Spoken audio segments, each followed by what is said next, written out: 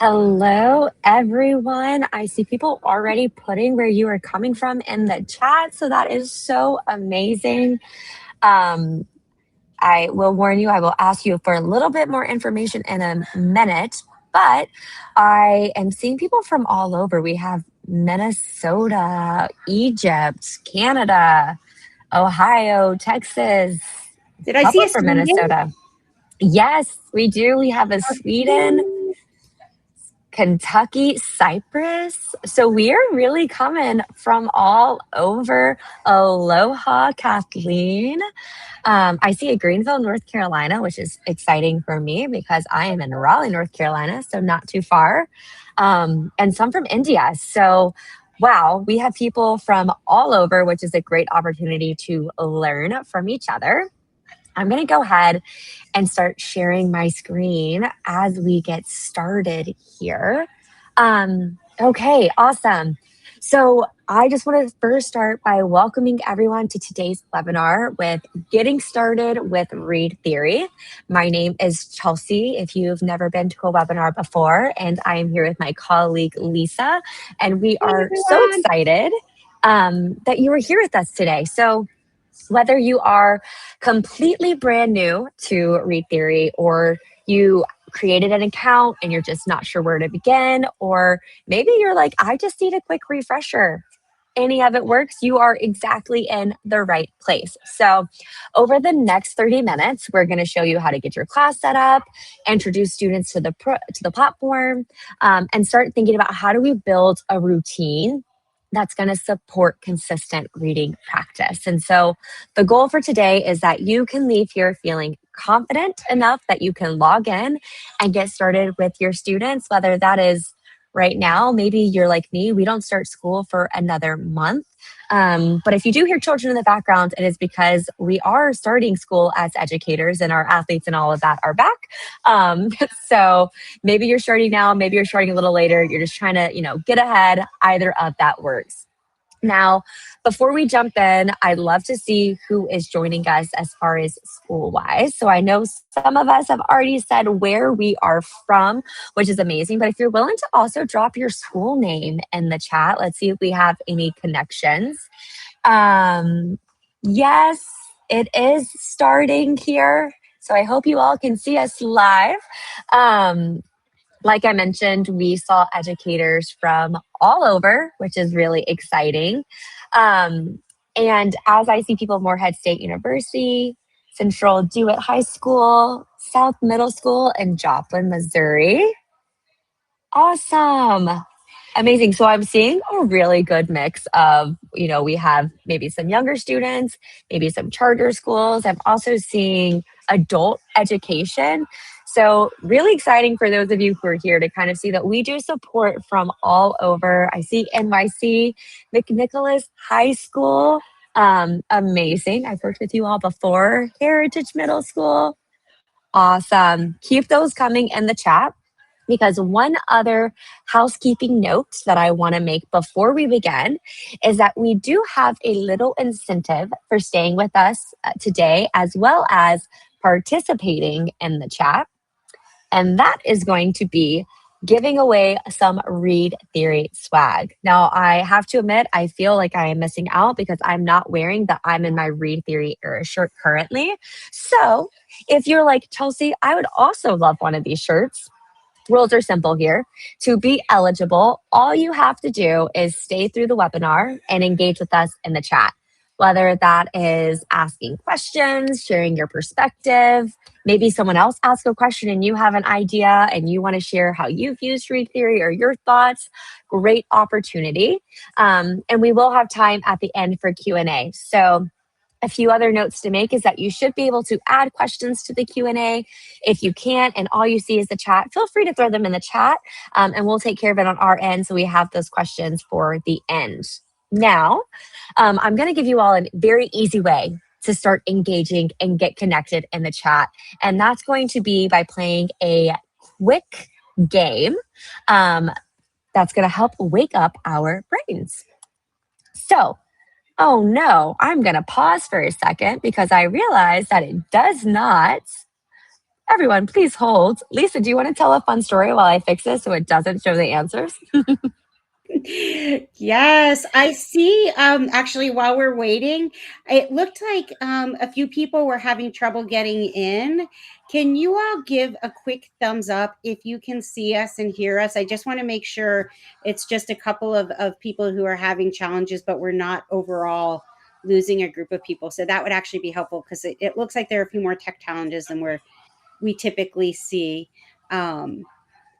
Perfect. Thank you all. I just wanted to make sure it wasn't everybody and we weren't having a problem on our end.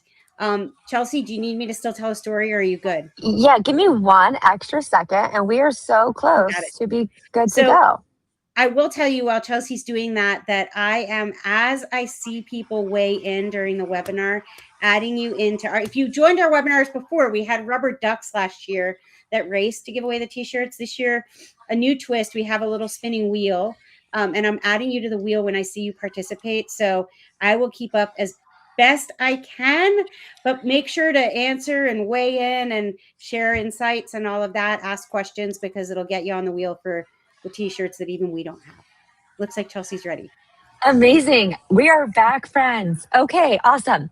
So, hopefully, you all didn't see the answers, but if you did, welcome. You have a step ahead of us.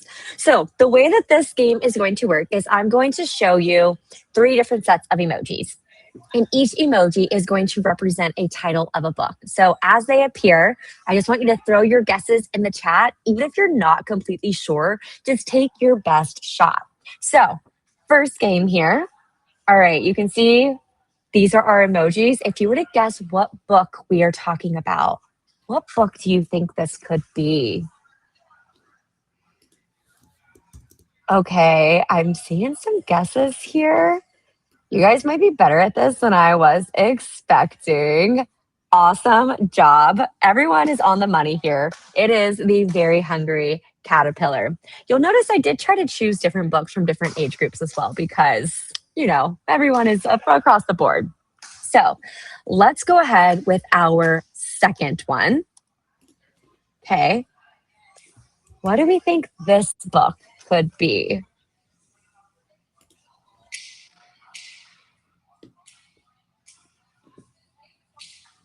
Anyone have a guess? Amazing. I'm seeing lots of guesses come through. I like the question mark because it's like, am I right? Am I not? I can tell you, you are. It is The Life of Pi. And we have one final one. Let's see. If you were to guess which book this is.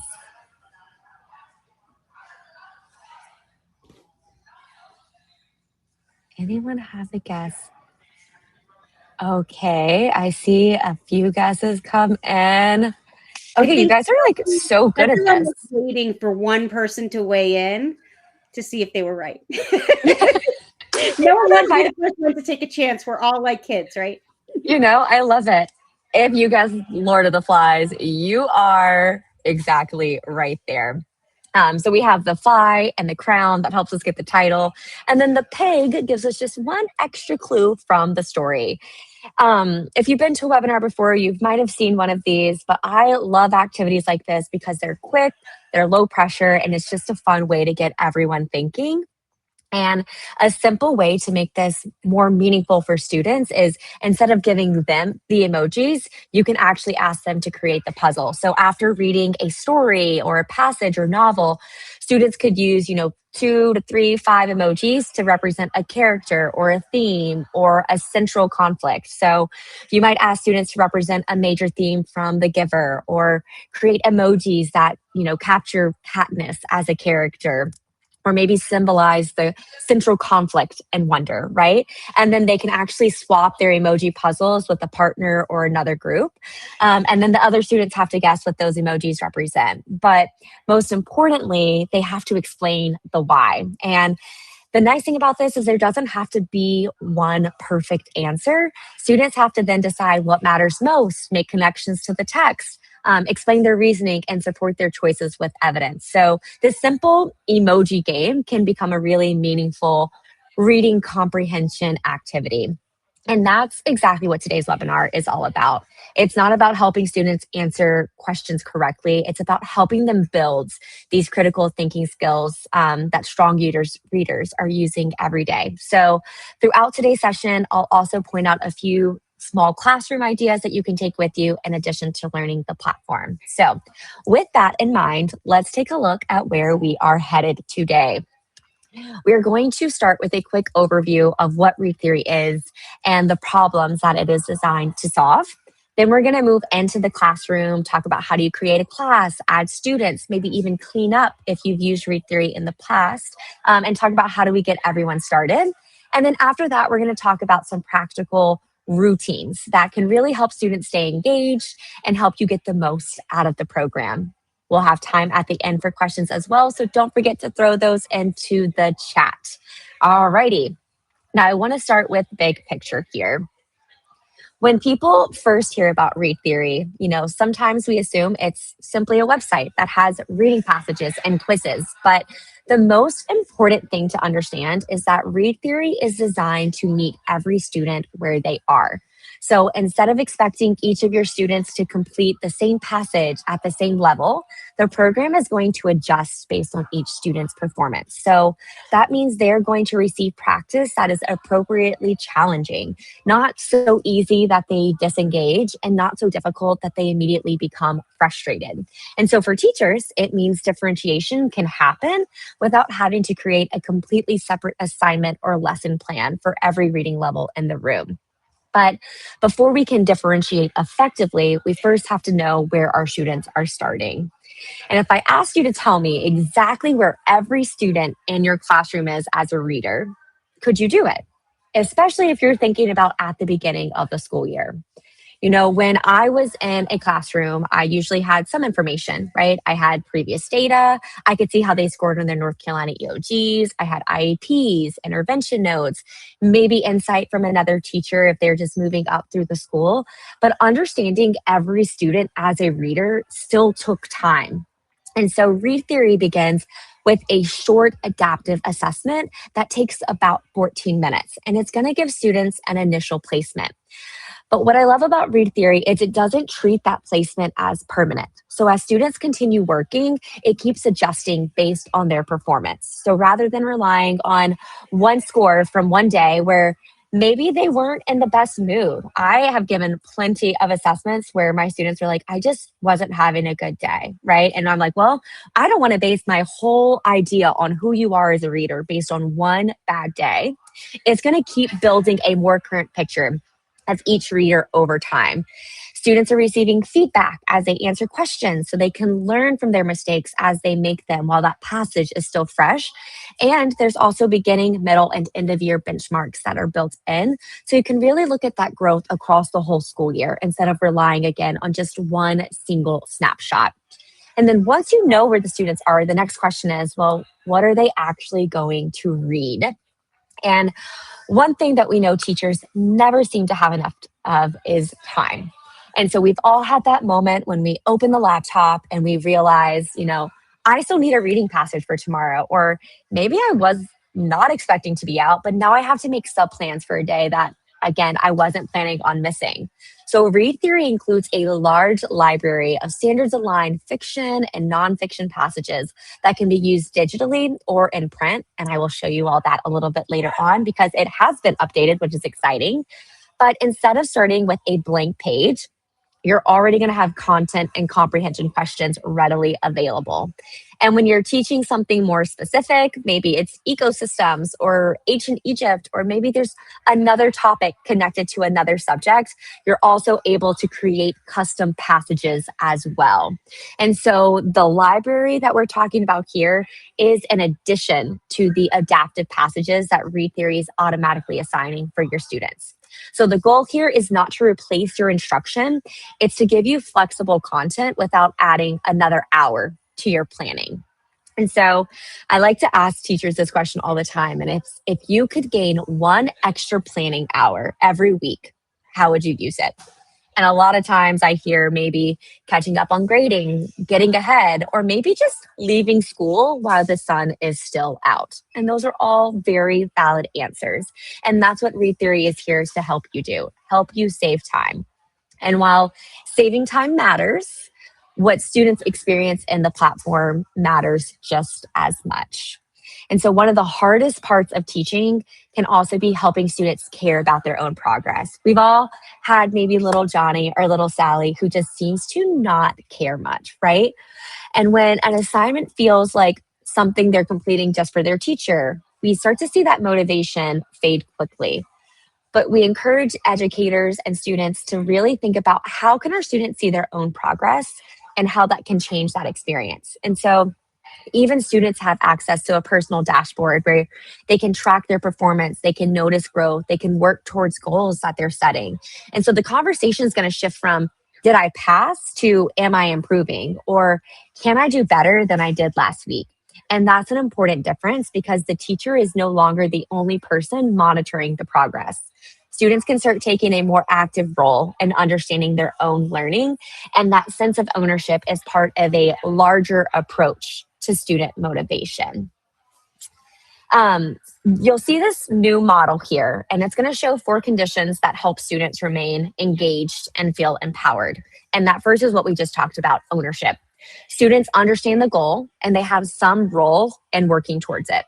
The second one here is going to be recognition, their effort, their improvement, things that are noticed.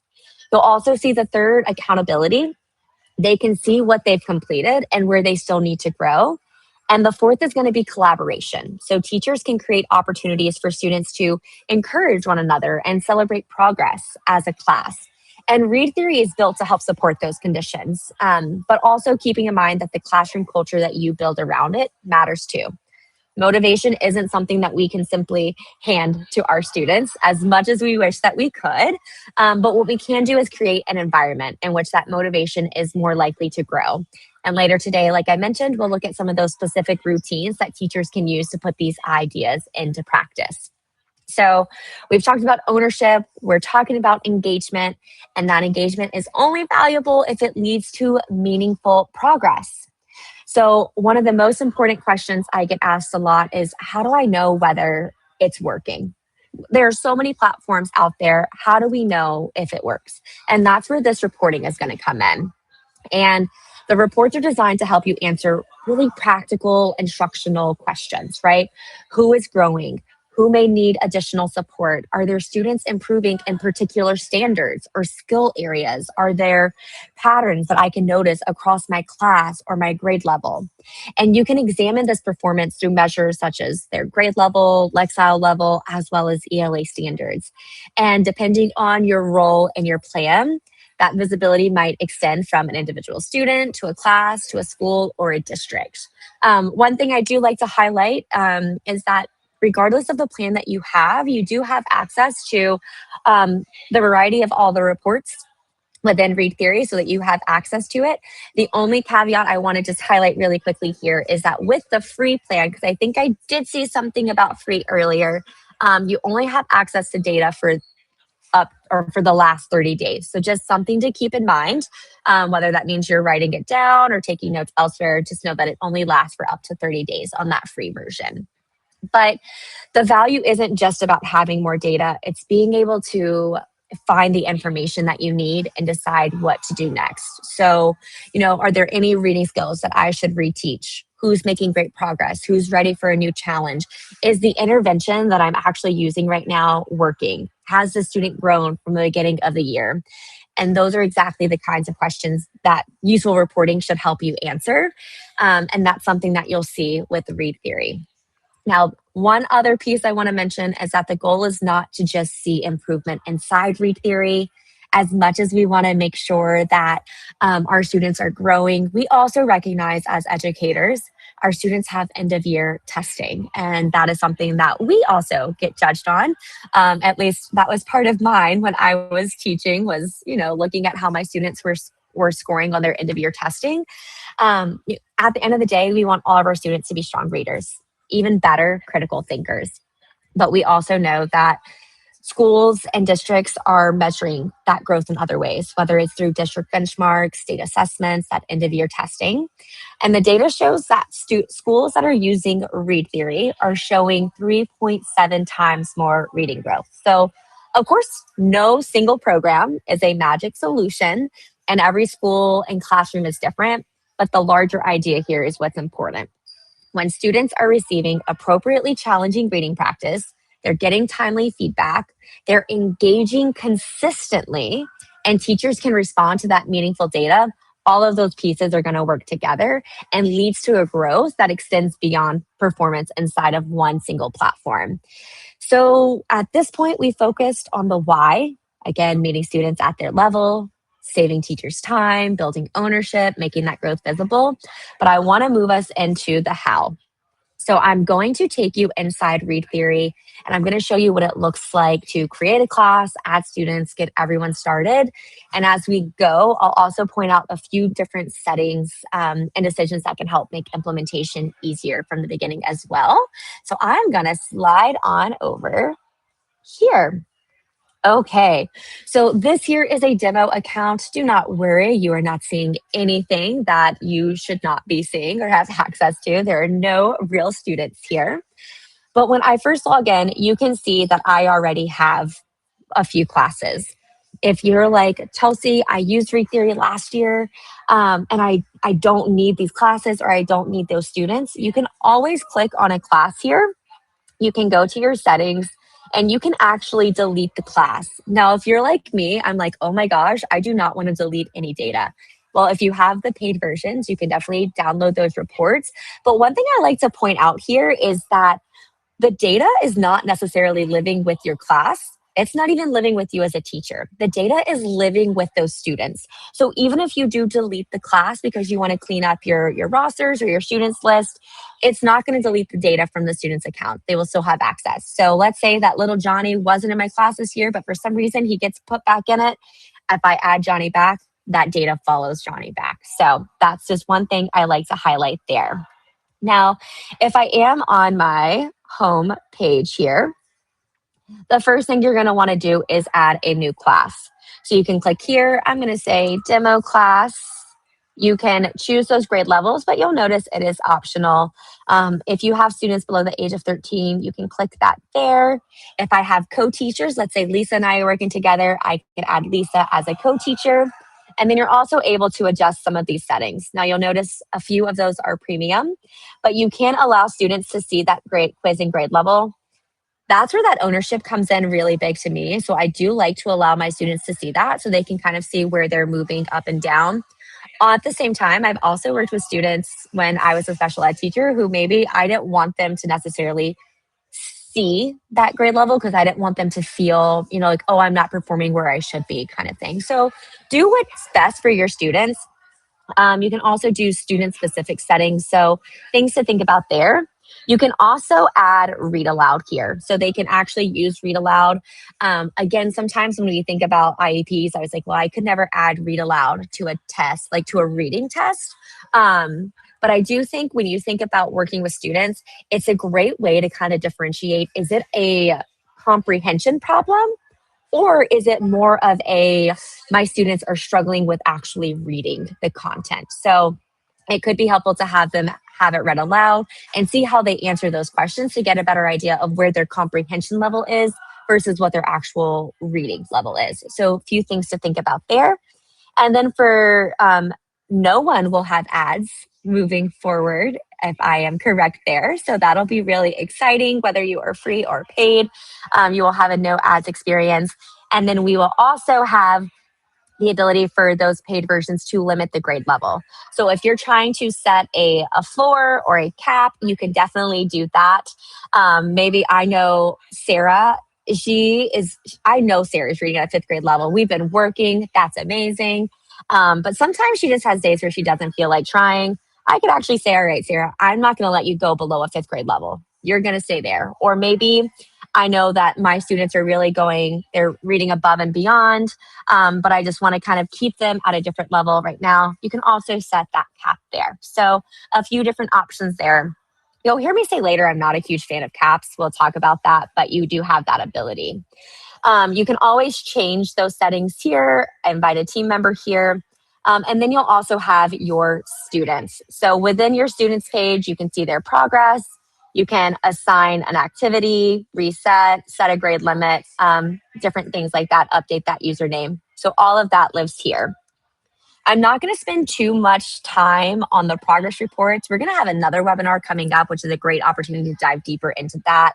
But you will have all of your progress reports listed out here, including that benchmark test. So as students complete benchmarks, that data will live here. So you're able to see just a few different things, highlighting where they are. This is an example of what a student's benchmark would look like, along with recommended roadmaps. This is great for intervention plans, for IEPs. It's writing out the areas of strength, areas of growth, as well as different things that you can do for them to help them build the skills that they are a little further behind in. So you do have these, a lot of great data there. And then we also have activities where you can create new ones. If you want to set a recurring activity, which we'll discuss, that's all available here. And then I want to highlight really quickly the content catalog because this is brand new. So within this content catalog, you're able to look for things that are specific on skill. I apologize if my internet is moving really slow today. You can do it based on skills. If you're looking for something that is online and you want to assign it, if you're looking for things that are just printable, you can look by different genres, holidays even, different seasons, different subject areas. So a lot of great new ways to find things that you can use for those subplans, or if you're trying to assign a small group section, this is great. One thing that is going to be coming up soon as well is going to be in the fall by mid-August or end of August, you will see a new Outlook here. So it'll show you exactly what you have. You can still do those same options, but my favorite thing ever that is coming are the login cards are actually going to be in the platform. So you'll have a QR code that they can scan that's going to bring them right into the class. You're able to see their username and their password. All of this is going to be in the platform, so you don't have to keep resetting passwords every time a student forgets. So that is awesome. I'm going to hop back over here. I see Lisa said there are a lot of great questions, and so I'm going to kind of go through the rest of these really quickly because I know this was only supposed to be 30 minutes, but we had some technical difficulties, and I do tend to talk more than I should, so my apologies. I'm going to go through really quickly just a few different strategies for engagement, and then we're going to get into those questions. So when we think about implementation, you heard me mention setting recurring activities. I definitely recommend that. Asking students to complete maybe or pass 5 quizzes each day, setting a consistent routine. Maybe it's 10 minutes every Friday. Maybe you're using it as a bell ringer on Tuesdays and Thursdays. Maybe it's one of your small group stations every week. Just something that helps create that consistency because that consistency is key. So you can go in, you can set that recurring weekly activity, and you're actually able to also see who is completing those activities, how close they are, how far behind they are. Again, huge time saver, less time managing assignments and more time supporting those students. A lot of teachers also like to integrate knowledge points. We talked about that motivation. Knowledge points, I like to think is that motivation, not necessarily grading, because it's rewarding effort and consistent reading. So they're earning points for answering questions correctly, passing quizzes, or completing written responses. And so a lot of times I'll see teachers do like classroom knowledge points competitions. I've seen schools actually run like big competitions across the school.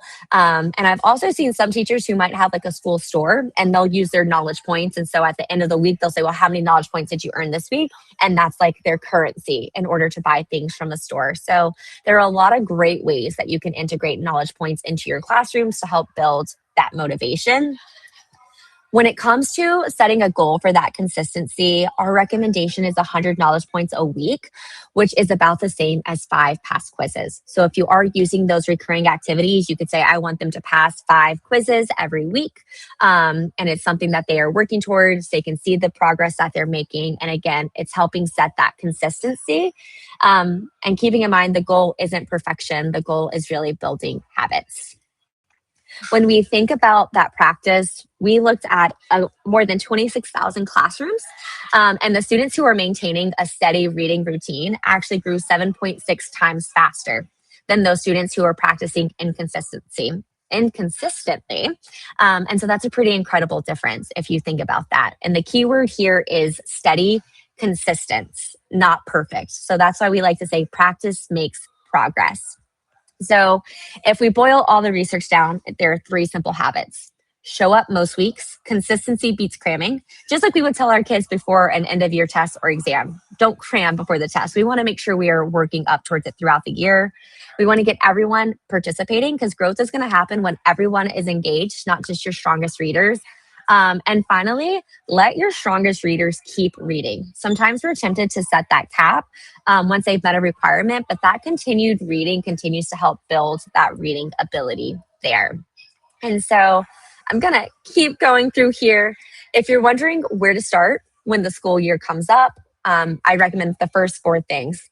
Set up a recurring activity, aim for about those 5 quizzes a week, check your reports once a week, and finally let your students keep pushing.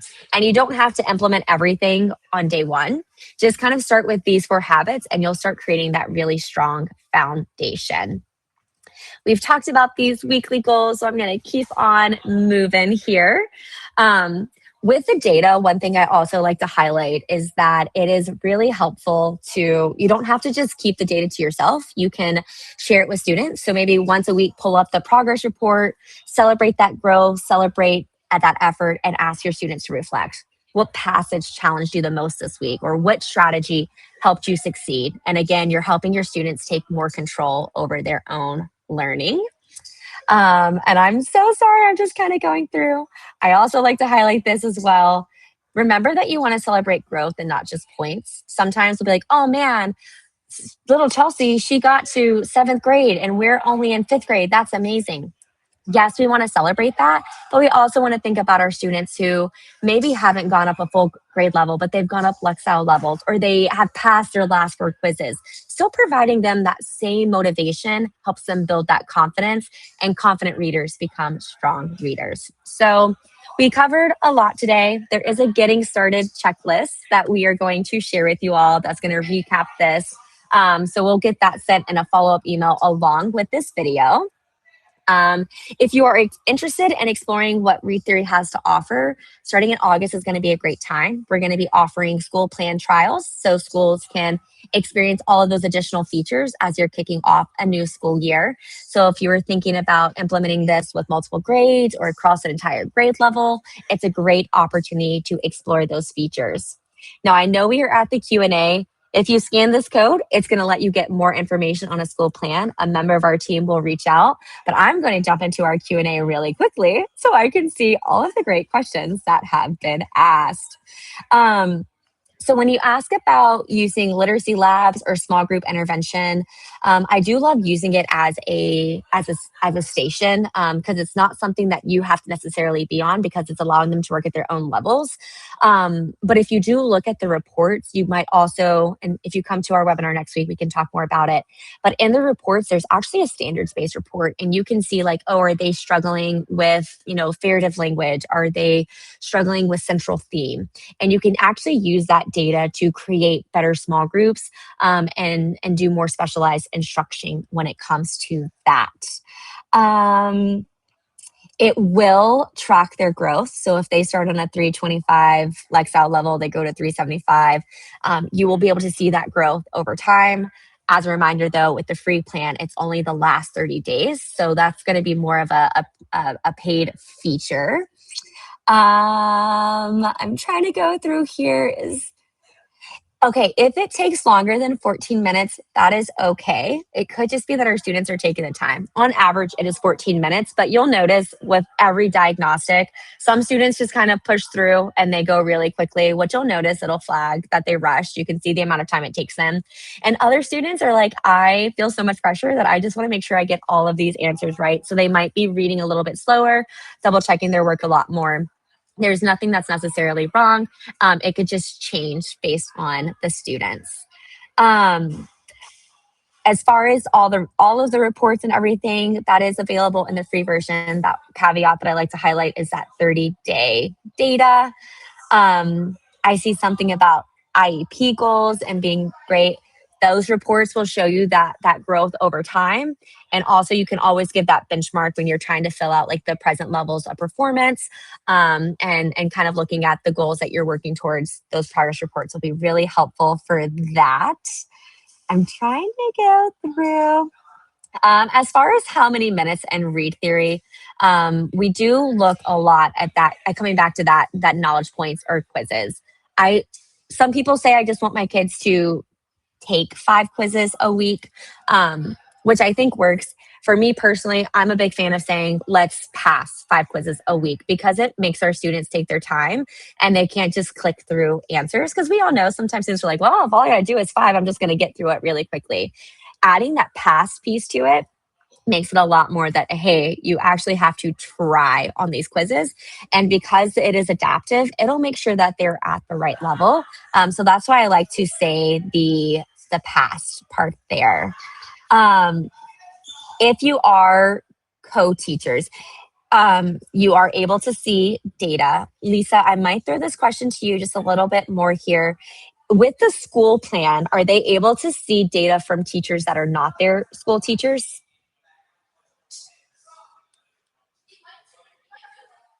Oh, I'm going to add you to the stream. Sorry. Nope. There you are. I believe as a co-teacher, you can add anybody you want. They don't have to be in the same school or even the same district. So yeah, you can add any co-teacher and be able to see data from students if you would like. You do need to be added as a co-teacher to a class they're in. If the question is more, could you use a student's username to add them without being a co-teacher? Yes, I believe you can do that as well. You could use their username, add them as a student in your view, and then, yeah, you could do that. If you need more help with that, because I did not explain that well, feel free to reach out to support@readtheory.org and they can walk you through it. But the easy answer to your question is yes. Awesome. I see one more question here that I do get asked a lot. So I definitely want to make sure I touch base on this one. And it's, how do you prevent students from toggling over to another tab to use AI to answer comprehension questions? And that is a tough one. Obviously, there are worlds where there are certain schools or districts who will have it where they have it blocked off, that they can't access ChatGPT, that they can't use Claude, but our students still have phones, right? Or maybe you're in a phone-free district, but if they do it at home, they still have access to these different tools. I think one of those is really big. One is 3 different things I'm going to highlight here. One is helping students understand your policies on AI. AI literacy is so huge. I like to start the beginning of the school year letting my students know exactly what our AI policy is. There are a lot of resources out there. I like to do a 3-2-1. So like 3 means you have full access to AI. 2 is you can only use it for researching. 1 means not at all. And so there are different ways that we kind of talk about that with our students, but letting them know and then say, okay, yeah, read theory is always going to be a 1. This is something that you have to do on your own. I think the second part of this is a lot of conversations I've had with my students is, well, why couldn't I just use it? And helping them understand what is the value that they're getting out of read theory? What are they getting out of these expectations? What you're teaching them, what they're supposed to be doing, helps with those conversations. But then also, whenever my students are doing read theory, whether they're doing read theory or not, I'm a big walker. I like to walk around my classroom. So sometimes I'll set up my desk in the back so at least I can see their screens from the back of the room, or I'll just kind of walk around consistently. And you'll always know when a student is like clicking frantically because I'm getting close to them. I'm like, okay, yeah, you're definitely doing something you're not supposed to be doing. And then again, also any district tools that you might have. I know some districts that their teachers can actually see the screens of what the students are doing while the students are doing that. So also touch base with your school or district to see what tools they have available. But those are just a few things I also like to highlight. There were a lot of really great questions. So I know I wasn't able to get to all of them. So I just wanted to highlight, we will have another session, Read Theory 102, getting the most out of Read Theory on Tuesday, August 4th. You can definitely register for that. Even if you can't attend, we will send you the recording. So definitely check that out. I will look at these questions and see how we can also integrate some of these into that session so we can answer those along the way. So as long as you get registered, you'll get answers to some of these questions as well, because we'll make sure that those are connected with you. Um, and I know we are at the last minute here, but we still have quite a few people who stayed. So snaps to all of you. I'm now going to throw it over to Lisa, who is going to help us choose our winner of the swag. So Lisa, take it away. Yes. Yay. I did my very, very best to make sure I got everybody who was sharing. I apologize if I missed you, but I think I did a pretty good job. Can't wait to give away a t-shirt. If your name comes up, then make sure you stay on and let us know, or you don't have to stay on. You can email me, actually, lisas@readtheory.org. Chelsea will throw it in the chat, but lisas@readtheory.org. And I need to know which shirt you want, what size you want, and the address to send it to. That's all we need to get you your shirt if you win. So good luck, everybody. Here we go.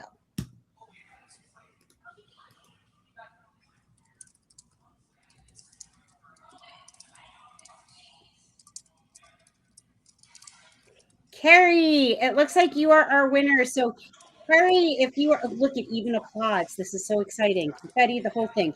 Carrie, if you are still on, you can, I don't know if you can send me a private message. You might not want to share that publicly.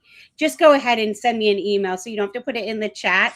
But congratulations, Carrie. And thank you, everybody who joined us, because you all were great with the questions in the chat, and we appreciate it. If there is something that we did not answer, because there were probably 50 questions and we could, Chelsea had to kind of go quickly, please feel free to email me. You see my email address there. I am always happy to help or to get you to somebody who can help if I can't. So by all means, you can email and let me know if there's a question you wanted answered that we didn't get to. And we'll also be back again next week, whenever the 4th is, for the next one. So Chelsea, I'll let you wrap it up. But thanks, everybody.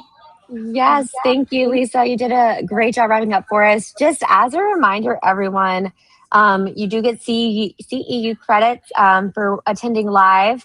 We will also send a follow-up email that'll have the recording and that getting started checklist. As I mentioned, join us next week. At least sign up so that you can get the recording of it next week if you can't attend live. And we're going to integrate a lot of those extra questions into that. So thank you all so much for your time.